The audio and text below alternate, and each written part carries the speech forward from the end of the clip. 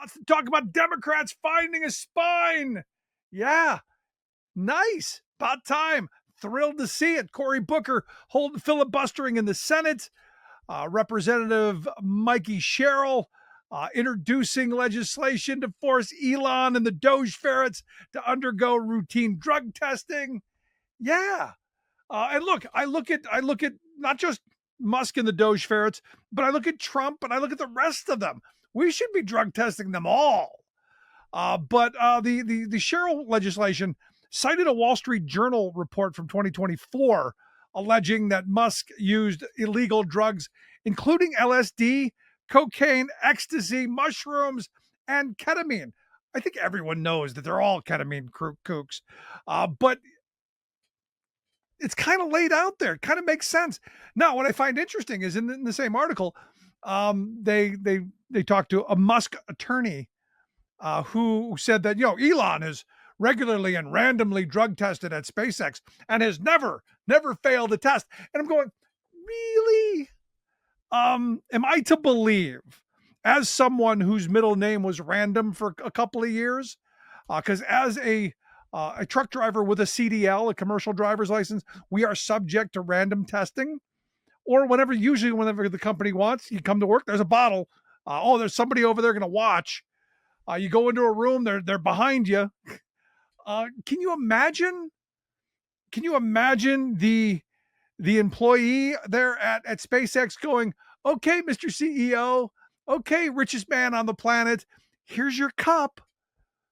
Can you imagine?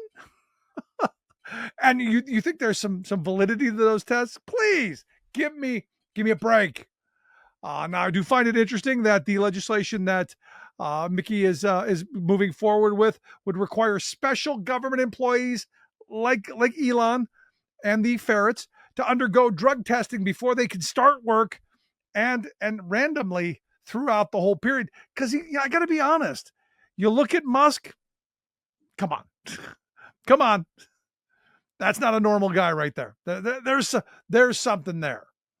Now, also, if you're caught testing positive, if you're dirty, you'd be barred from federal service for at least a year. Not too onerous, not too big of a deal. Just don't do it. Now, I find it interesting that that Representative Sherrill points out that Signalgate. um, she said it is more important than ever to protect the American people from the Trump administration's reckless incompetence and blatant disregard for national security or just basic rules. I would throw in there as well. Finally, somebody speaking out. Now, you talk about Walz, you talk about Signalgate. Turns out, evidently, used his personal email for official business. Wow, shocking. Now, again, this is the guy who's on the National Security Council. This is a National Security Council. This is the guy up there. Can I just say I never want to hear a Republican ever say "but her" emails when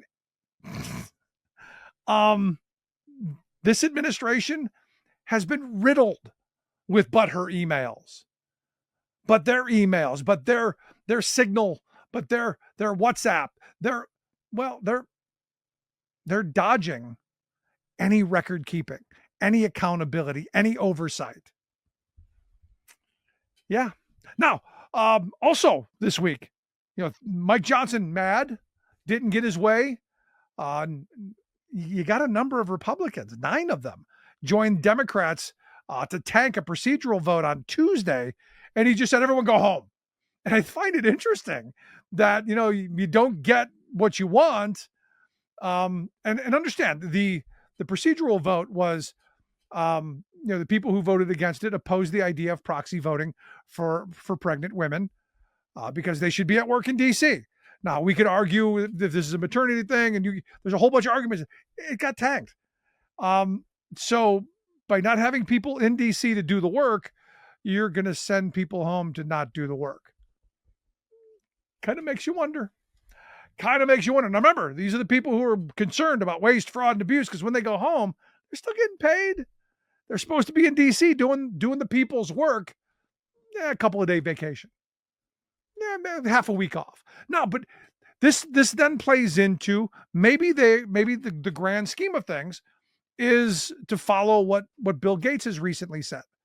Because Bill Gates now is coming out saying, look, the reality is we should have a 2-day work week. In the next 10 years, he believes that there'll be a 2-day work week because everybody's going to be replaced by AI and robotics. You're not going to need many humans. So the jobs that you have, you better figure out how to thin them out and make them available. He also came out with this idea. Gee, I wonder where he got it from because, it's something that I've said for at least 10 years now. But he's talking about taxing these robots. You lose your job. He says tax them. And I said, look, now he thinks that this will help pay for universal basic income because of the wages lost. And look, I'm not horribly opposed to this, but I've been saying for at least 10 years that we need a technology tax. So, every time someone loses their job, it's much like, when every bad trade deal we put out had trade adjustment assistance in it, the TAA stuff, which Republicans killed, by the way. But in every bad trade deal, there was trade adjustment assistance that when you lost your job to trade, which should have been a red flag to everyone to go, yeah, they know we're going to lose a lot of jobs, but you would get, some additional unemployment. You'd get some kind of job training. There would be some benefits to help you make the transition. Wasn't a lot, wasn't great, should have been more, but it was something. And as I said over a decade ago, we need to do that as AI is going to come online, as robotics, as we lose jobs to automation. There should be a technology tax. Yeah, you can have an automated truck, but you better pay a truck driver whatever wage that they were earning so that they can support their families.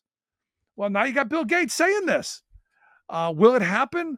Is this, the call to end the 5-day work week? Labor's been calling for a while.